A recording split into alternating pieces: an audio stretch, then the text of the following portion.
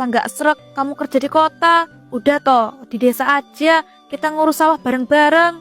Bu, sawah sepetang itu nggak akan bisa buat aku mencapai impian aku menjadi orang kaya raya yang bisa pamer. Bisa nak, kalau kita berusaha bareng-bareng pasti bisa.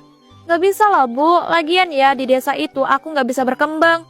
Udahlah, pokoknya aku itu bakal terus nyari kerja di kota sampai dapat. Dan aku bakal buktiin ke ibu kalau aku bisa dapat kerjaan di kota dan sukses punya banyak uang. Sudahlah nak, ibu mohon, kamu balik ke desa aja ya. Ibu benar-benar khawatir kamu di kota sendirian. Ibu janji bakal bantuin kamu supaya bisa sukses dan punya banyak uang. Tapi kamu balik ke desa ya nak. Ibu kok maksa banget sih, aku kan udah bilang gak mau bu. Dan ibu tuh ya gak usah berlebihan deh khawatirnya. Orang si Dini juga merantau kan di kota ini. Orang tuanya gak berlebihan deh khawatirnya kayak ibu. Ya kan kalau si Dini itu di kota punya saudara yang bisa jagain dia. Sedangkan kita loh gak punya saudara sama sekali di kota. Bu, aku itu bisa jaga diri sendiri. Yaudah ya aku patiin dulu teleponnya. Aku mau istirahat soalnya capek banget nih bu. Abis nyari kerjaan seharian. Assalamualaikum. Sejak saat itu Vida pun terus-terusan mencoba untuk mencari pekerjaan di kota, namun ia tak kunjung mendapat pekerjaan. Vida. Iya Pak Darman, ada apa ya? Kamu nih lupa atau gimana sih Vida? Hari ini kan jadwal kamu itu bayar uang kos-kosan. Duh, maaf banget ya Pak Darman. Saya belum ada uang untuk bayar kos-kosan. Karena sampai saat ini saya tuh belum dapat kerjaan. Ya ampun kamu nih, kalau gitu kapan kamu itu bayarnya? Walaupun kamu itu belum dapat pekerjaan, setidaknya kan kamu itu bisa minta kiriman sama ibu kamu. Gak bisa Pak, ibu saya juga di rumah, ekonominya lagi sulit. Duh, terus gimana? Saya itu nggak bisa loh ngebiarin kamu itu tinggal di kos-kosan saya, tapi kamu itu nggak bisa bayar. Pak, saya tuh pasti bayar kok. Kalau saya udah dapat pekerjaan, cuma saya tuh minta Bapak itu memberikan tambahan waktu untuk saya bisa bayar kos-kosannya. Ya sudah, kalau begitu saya tuh kasih kamu tambahan waktu seminggu ya. Kalau dalam waktu seminggu ini kamu itu nggak bisa bayar juga, kamu harus angkat kaki dari kos-kosan saya. Alhamdulillah, makasih ya Pak. Tenang aja Pak, dalam waktu seminggu saya usahakan untuk bisa dapat kerjaan dan bisa membayar uang kos-kosan. Iya, saya tuh baru ingat di rumah saya tuh lagi butuh tukang kebun tuh. Kamu mau nggak jadi tukang kebun di rumah saya?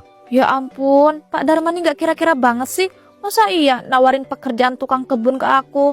Tapi aku lagi butuh banget kerjaan untuk bisa bayar uang kos-kosan. Apa aku terima dulu aja ya? Setelah itu aku bakal nyambi cari pekerjaan lain.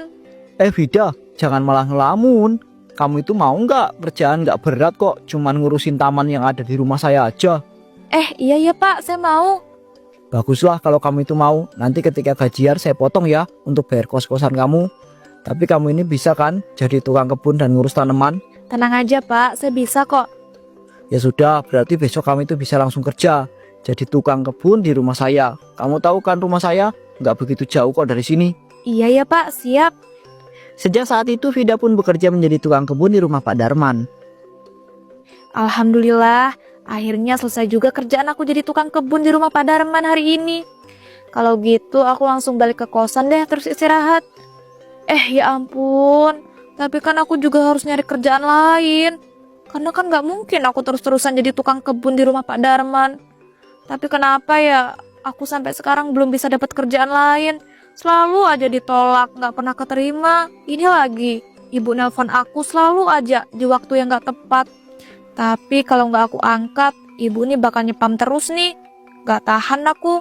Yaudahlah angkat aja. Halo, assalamualaikum bu. Bu, ibu tuh bisa gak sih jangan kerjaannya tuh nelponin aku terus. Ganggu aku kerja tahu nggak? Waalaikumsalam. Nak, kamu udah dapat kerjaan apa? Kamu kerja apa nak? Duh, nggak mungkin kan aku bilang sama ibu kalau aku ini cuman kerja sebagai tukang kebun di rumah Pak Darman. Yang ada ntar ibu malah makin nyuruh aku pulang ke desa lagi. Loh nak, kamu kok malah diem aja sih?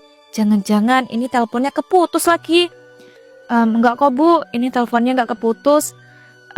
Aku tuh sekarang kerja jadi sekretaris kantor gitu bu di suatu perusahaan. Masya Allah nak, ibu seneng banget dengernya. Pasti gajinya juga besar banget ya nak. Ya iyalah bu, secara kan aku itu sekretaris di kantor perusahaan yang sangat besar di kota ini. Alhamdulillah nak, akhirnya kamu bisa juga mendapatkan pekerjaan yang bagus di kota ini. Iya dong Bu, makanya ibu itu jangan terus-terusan nyuruh aku balik ke desa dan kerja jadi petani. Orang nyatanya loh aku bisa jadi sekretaris kantor yang sukses dan punya banyak uang. Iya nak, maafin ibu ya. Besok-besok ibu ndak akan nyuruh kamu balik ke desa dan jadi petani.